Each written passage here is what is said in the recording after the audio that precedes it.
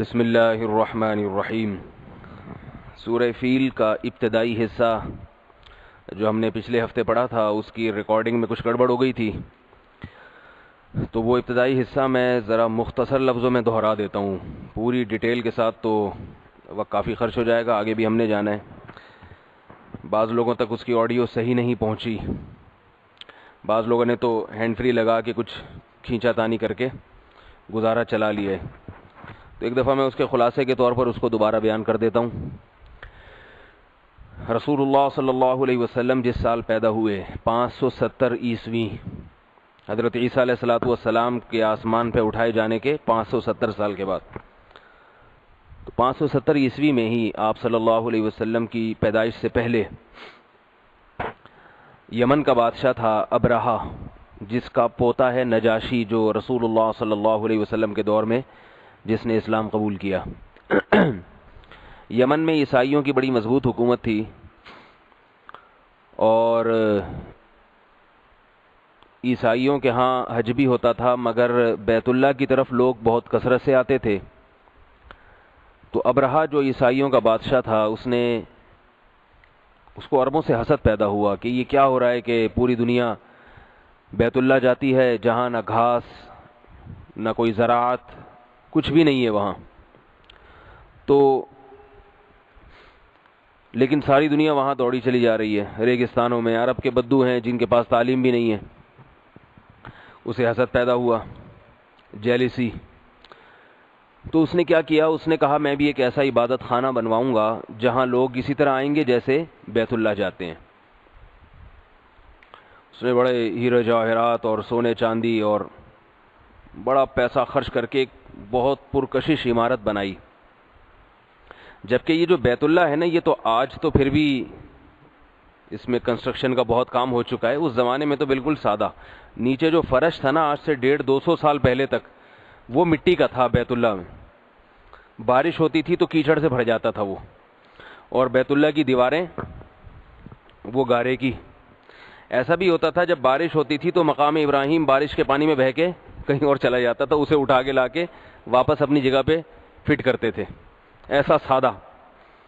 یعنی اللہ کا گھر ہے، بارش ہو رہی ہے تو اس سے بچنے کا کوئی انتظام نہیں ہے۔ بیت اللہ میں پانی بھر جایا کرتا تھا، اب بھی بھر جاتا ہے بعض دفعہ، اور مقام ابراہیم کئی دفعہ بارش کے پانی میں بہہ کے چلا گیا، اسے اٹھا کے دوبارہ لا کے اپنی جگہ پہ لگایا ہے۔ تو یعنی دنیاوی لحاظ سے اس میں اٹریکشن کی کوئی بھی چیز نہیں ہے کہ جسے دیکھ کے لوگوں کے دل کھینچیں۔ اسلام آباد کی شاہ فیصل مسجد ہے، وہاں لوگ جاتے ہیں خوبصورتی کی وجہ سے، پارکوں میں جاتے ہیں خوبصورتی کی وجہ سے۔ تو وہ ابرہہ کو اس پہ حسد ہوا کہ یہ کیا بات ہے کہ ریگستان ہے، دھوپ گرمی کچھ بھی نہیں ہے، یہ تو پیٹرول اب ہے، پہلے تو یہ بھی نہیں تھا۔ اور عرب بھی ایک جاہل قوم سمجھی جاتی تھی، تہذیب سے عاری، لیکن دنیا وہاں جاتی ہے۔ بڑی خوبصورت عالی شان عمارت بنائی اس نے، اور اس عمارت میں کسی عرب نے کیا کیا، رات کو قضائے حاجت، قضائے حاجت تو سب مسلمان سمجھتے ہی ہوں گے، صحیح ہے نا، کسی نے اس میں گند کر دیا،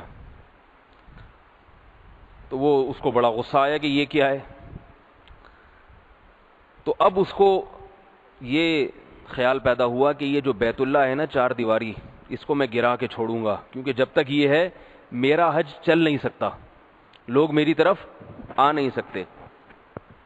عربوں سے لڑنا آسان کام نہیں تھا۔ عرب بیت اللہ کی حفاظت کے لیے، اللہ کے گھر کی حفاظت کے لیے زمانے جاہلیت میں بھی سب کچھ کر سکتے تھے، وہ ہر چیز پہ سودا بازی کر لیتے تھے، مگر اللہ کے گھر کی کنجیاں کسی کے حوالے نہیں کرتے۔ اس کے محافظ مشرک ہونے کے باوجود، چونکہ ان کا یہ عقیدہ تھا کہ حضرت ابراہیم علیہ السلام نے یہ اللہ کے حکم سے بنایا ہے اور یہ اللہ کا گھر ہے، تو اس کے محافظ تھے وہ۔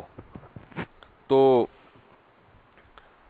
ابرہہ کو پتا تھا کہ یہ عرب بہت طاقتور قوم ہے، جنگجو قوم ہے، لڑے گی یہ، لہذا ابرہہ نے تمام قسم کے وسائل اور اسباب جمع کیے۔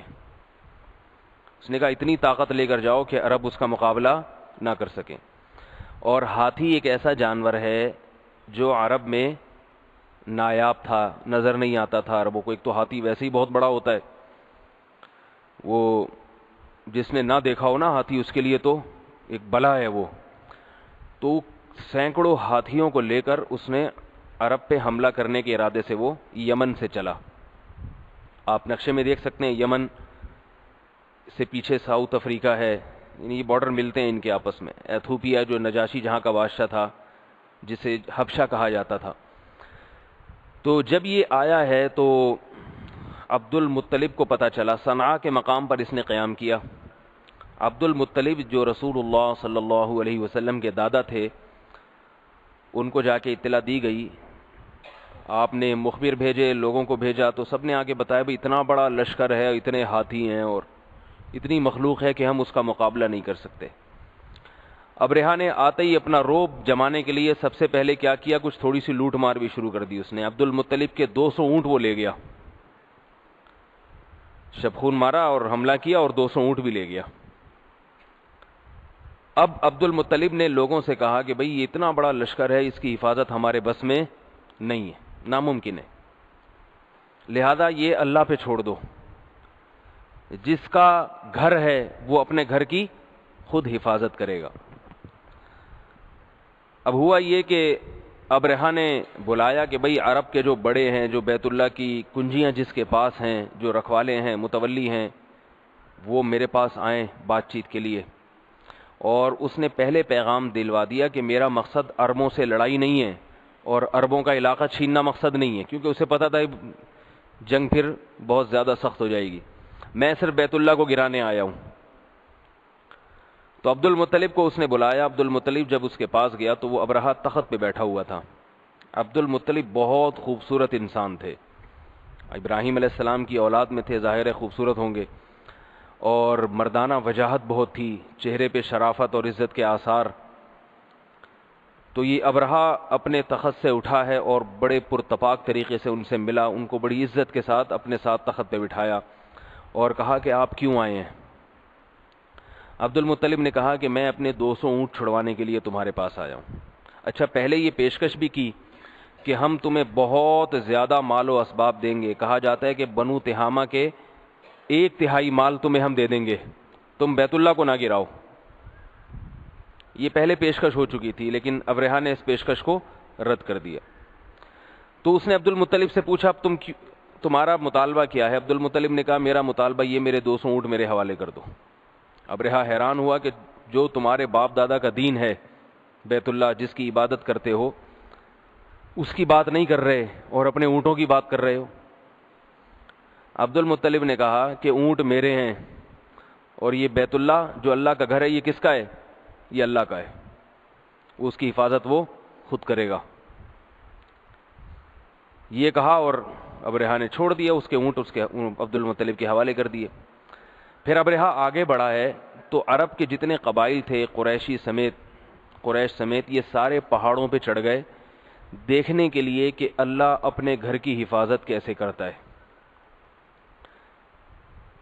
کیونکہ بہت بڑا لشکر تھا. تو اچانک کیا دیکھا ہے کہ سمندر کی طرف سے کچھ ایسے پرندے اڑتے ہوئے آ رہے ہیں جو انہوں نے پہلے کبھی دیکھے نہیں تھے، اور حیران ہو گئے کہ یہ نہ نجد میں پائے جاتے ہیں اور نہ ہم نے کہیں اور یہ پرندے دیکھے ہیں. کچھ عجیب سی مخلوق تھی، وہ پرندے تھے. اور وہ پرندوں میں کہا جاتا ہے کہ ایک ایک پرندے کے پاس 3 کنکریاں تھیں، ایک چونچ میں، ایک دائیں پنجے میں اور ایک بائیں پنجے میں. اور وہ چھوٹی چھوٹی کنکریاں جب وہ ان پہ گرتی تھیں تو وہ ان کے جسم، ہاتھیوں کے بھی جسم گل کے وہیں ختم ہو جاتے. اللہ کی قدرت کے اللہ نے ابرہہ کو بچا لیا، وہ مرا نہیں. ابرہہ اور اس کے کچھ ساتھی بھاگنے میں کامیاب ہو گئے، لیکن کنکری چونکہ لگ چکی تھی، اللہ نے ان کو بھاگنے میں اس لیے کامیاب ہونے دیا تاکہ یہ اپنے علاقے میں جا کے خبر بتائیں لوگوں کو، اور پوری دنیا کے لوگوں کو یقین آ جائے کہ اللہ اپنے گھر کی حفاظت کیسے کرتا ہے. تو یہ لوگ بھاگے ہیں اور ابرہہ بیمار ہو کے اس کے جسم کا جو گوشت ہے، انگلیوں کے پورے آہستہ آہستہ گلنے لگے اور بالآخر بہت ہی بدترین موت مر گیا. اس نے بتایا کہ ایسا ہوا ہے. تو عرب کے جتنے ارد گرد کے قبائل تھے اور یمن میں اور جتنی اڑوس پڑوس میں خبریں پھیل سکتی تھیں، سب میں پھیل گئیں کہ بھئی ایک معجزہ صادر ہو گیا ہے. اتنی بڑی فوج لے کر ایک آدمی نے حملہ کیا، یمن کے بادشاہ نے، مگر اللہ نے اس کی تدبیر کو ناکام کر دیا۔ علماء نے بیان کیا ہے کہ یہ واقعہ اور اسی سے ملتا جلتا جو زمزم کا کنواں دریافت ہو گیا دوبارہ۔ زمزم کا کنواں عرب کیا کرتے تھے، جب جنگیں ہوتی تھیں تو اس میں اپنا اسلحہ پھینکتے تھے، چھپا دیتے تھے، تو ہوتے ہوتے انہوں نے لوگوں نے اس کنویں کو کنواں کم اور اسٹور زیادہ بنا لیا۔ جو چھپانے کی چیز ہوتی کنویں میں، آہستہ آہستہ وہ کنواں بند ہو گیا تھا، اور بند ہو کے اس کے نشان مٹ گیا۔ پھر عرب بہت تلاش کرتے تھے، بھئی زمزم کا کنواں کہاں گیا، کھدائی کرتے تھے، نہیں ملتا تھا۔ عبد المطلب کو خواب آیا، خواب میں بتایا گیا کہ یہ کنواں اس مقام پر ہے۔ عبد المطلب نے کھدائی شروع کی، یہ نبی صلی اللہ علیہ وسلم کی پیدائش سے پہلے کی بات ہے۔ کھدائی شروع کی تو وہاں سے کنواں زمزم کا نکل آیا، تو عرب بہت خوش تھے۔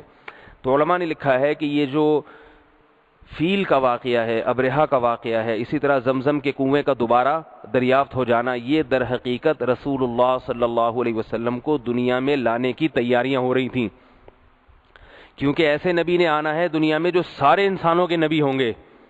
تو اب ان کا مرکز ہے بیت اللہ، تو اللہ ساری دنیا کے دلوں میں بیت اللہ کی عظمت ڈال رہے ہیں، اس کا انتظام کر رہے ہیں ساری دنیا کے انسانوں کے دلوں میں۔ تو یہ خبر پھیل گئی تھی، لوگ قریش کا بہت احترام کرنے لگے تھے، اور بیت اللہ کی عظمت ان کے دلوں میں اور زیادہ آ گئی۔ آپ خود سوچیں کہ کوئی کسی کے گھر پہ حملہ کرنے کے لیے جائے اور آسمان سے کوئی مخلوق اتر کے اس کے گھر کو بچائے، تو جو گھر میں رہتا ہے اس کی عزت ہوگی کہ نہیں ہوگی؟ کہیں گے بھائی یہ تو کوئی اسپیشل مخلوق ہے، ان کی حفاظت پولیس بھی نہیں کر رہی، فوج بھی نہیں کر رہی، ڈائریکٹ آسمان سے فرشتے اتر رہے ہیں ان کی حفاظت کے لیے۔ تو بیت اللہ کی عظمت لوگوں کے دلوں میں اور زیادہ بیٹھ گئی۔ تو یہ تو اس کا شان نزول تھا۔ تو اللہ تعالیٰ نے انہی آیات میں بتایا، الم ترا، کیا تم نے دیکھا نہیں، نبی صلی اللہ علیہ وسلم پر یہ آیات نازل ہوئیں کہ کیا تم نے دیکھا نہیں، کیف فعل ربک، کیسا کیا تمہارے رب نے باصحاب الفیل، ہاتھی والوں کے ساتھ۔ یعنی اے محمد صلی اللہ علیہ وسلم، آپ کو مخالفت کا سامنا ہے کہ اللہ کا دین دنیا میں غالب آئے گا یا نہیں آئے گا، تو اللہ کا دین غالب آئے گا، آپ کی مدد اللہ کرے گا۔ نہیں یقین آتا تو ماضی میں دیکھیں اللہ نے اپنے گھر کی حفاظت کیسے کی ہے۔ جو اللہ اپنے گھر کی حفاظت کر سکتا ہے وہ اپنے دین کی حفاظت بھی کر سکتا ہے، تو وہ کرے گا اپنی۔ وہ اللہ نے جو اپنے گھر کی حفاظت کی تھی وہ اس لیے نہیں کہ آپ کے دادا اس کے متولی تھے، بلکہ اس لیے کہ وہ گھر کس کا تھا؟ اللہ کا۔ تو قوم کی وجہ سے نہیں کی ہے، اپنی وجہ سے کی ہے۔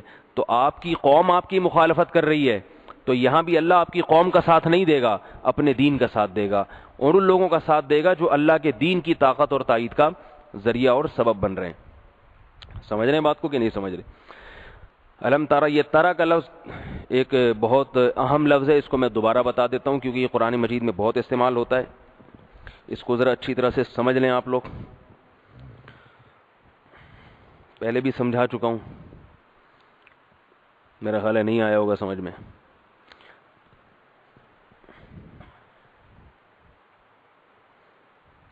الم تارا، آ کا معنی بولو بھائی کیا؟ ترا کیا ہے؟ ترا سے ملتا جلتا لفظ آپ نے پڑھا ہے ترحم، رحم کرتا ہے، یہ کرے گا تو ایک آدمی۔ ترا اصل میں تھا تر ایو، کیا تھا؟ تر ایو، ترحمو کی طرح، بہت اہم لفظ ہے یہ۔ اگر آپ نے سمجھ لیا نا تو صرف سے متعلق، یعنی اس سے مشکل لفظ کوئی بھی نہیں ہے۔ اس میں گڑبڑ بہت ہوئی ہے، تو یہ گڑبڑ کیسے ہوتی ہے یہ آپ کی سمجھ میں آ جائے گا۔ لفظ ٹوٹ پھوٹ کے کن حالتوں میں تبدیل ہوتا ہے یہ سمجھ میں آ جائے گا آپ کے۔ تر ایو، دیکھتا ہے یا دیکھے گا تو ایک آدمی، صحیح ہے۔ اب یہ جو تر ایو ہے نا، اس میں حروف گڑبڑی یا بھی ہے اور حمزہ بھی ہے۔ حمزہ بھی میں نے بتایا نا کبھی کبھار گڑبڑ کر جاتی ہے۔ تر ایو، تر ایو، اس کو پڑھتے ہیں ترایو، کیونکہ تر ایو مشکل لگ رہا ہے ان کو، جیسے تسالو کو تسلو۔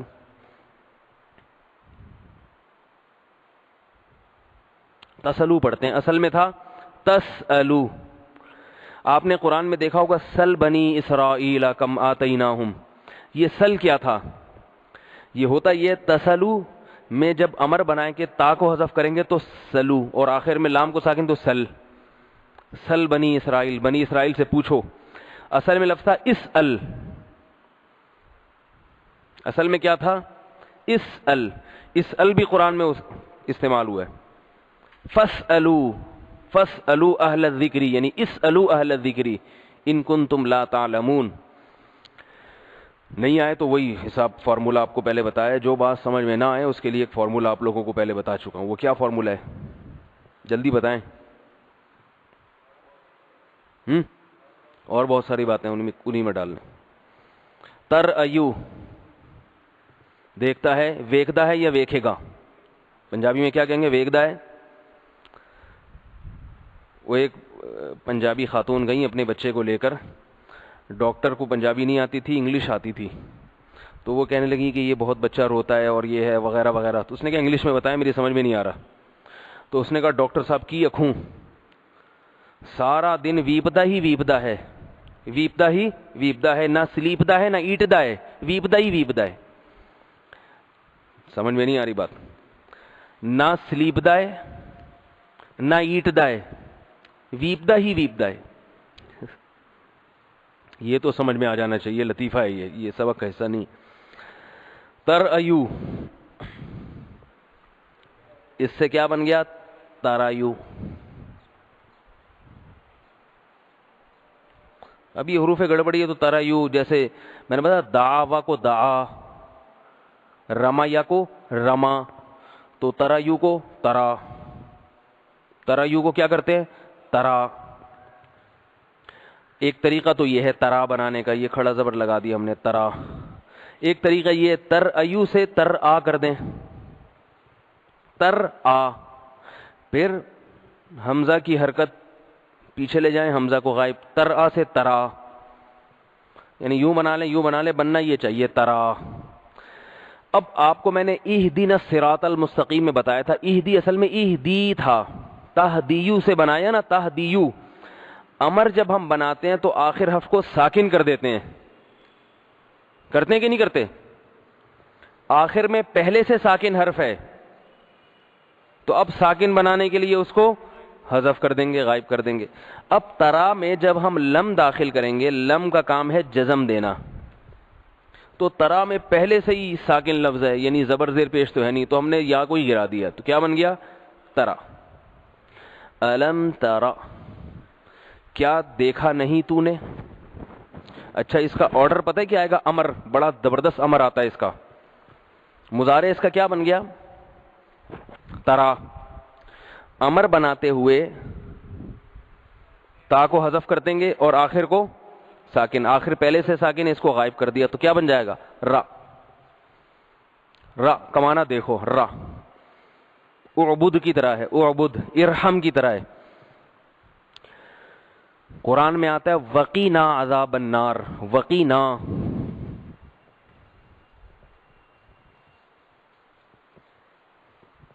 یہ لفظ سمجھانے کے لیے میں ایک اور لفظ بتا رہا ہوں، وقینا. ربنا آتنا فی الدنیا حسنۃ وفی الآخرۃ حسنۃ وقینا عذاب النار، ہے نا؟ یہ وقینا کیا ہے؟ اصل میں لفظ ہے توقیو.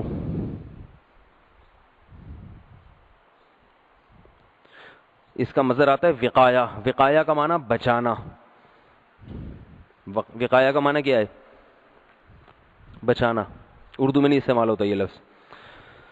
توقیو. ہم نے کیا کیا؟ توقیو کو بنا دیا تقیو. یہ حروف گڑبڑی آ رہا ہے. توقیو کو جیسے میں نے بتایا تھا توعیدو کو تعیدو. ایک جگہ آیا ہے نا یہ؟ ایک جگہ کہاں آیا ہے بتائیں؟ ملک الناس الہ الناس من شر الوسواس. لم یلد میں آیا ہے. یولدو کو یلد. لم یلد ولم یولد. لم یلد اصل میں کیا تھا؟ یولد. تو بنا کیا دیا ہم نے؟ یلد. تو ایسے ہی توقیو، تقی، تقیو بنا دیا ہم نے، واو کو حذف کر دیا، یہ بن گیا جی تقیو. اب یہ تقیو، تقیو کو ہم کرتے ہیں تقی. یوں مشکل لگ رہا ہے نا، حروف گڑبڑی ہے نا، گڑبڑ تو کریں گے. تقی. اب اس کا معنی ہے بچاتا ہے یا بچائے گا تو. اب اس سے آرڈر بنانا ہے تو آرڈر کا آسان طریقہ تا کو حذف کیا، قی، پہلے سے آخر ساکن ہے تو اس کو غائب کر دیا تو قی، صرف قی رہ گیا کہ نہیں رہ گیا؟ قی کا معنی بچا، نہیں آئی بات؟ وقینا، واو کا معنی اور، قی کا معنی بچا، نا کا معنی ہمیں، اور بچا تو ہمیں عذاب النار، نار کے عذاب سے، آگ کے عذاب سے. سمجھ گئے؟ نہیں آ رہی؟ کوئی بات نہیں. الم تارا، کیا نہیں دیکھا تو نے، لم کا کام ہے جزم دینا اور پازیٹو کو نیگیٹو میں لے جانا، اور پریزنٹ کو پاسٹ میں لے جانا. الم تارا، کیا نہیں دیکھا آپ نے، کیف فعل ربک باصحاب الفیل، یہ آسان ہے. الم یجعل کیدہم، قید کہتے ہیں بری تدبیر کو، کیا نہیں بنائی اس نے ان کی تدبیر، فی تضلیل، تضلیل تسبیح کی طرح ہے، ضلالت سے نکلا ہے. فی تضلیل، کیا نہیں کر دیا اللہ نے ان کی تدبیر کو تضلیل میں، یعنی گمراہی میں، یعنی ان کی تدبیر کو اللہ نے کیا ضائع نہیں کر دیا، یہ ترجمہ ہوگا. وَأَرْسَلَ عَلَيْهِمْ طَيْرًا أَبَابِيلَ، یہ ہو چکا تھا. ٹھیک ہے، یہ الم ترا ہماری مکمل ہو گئی.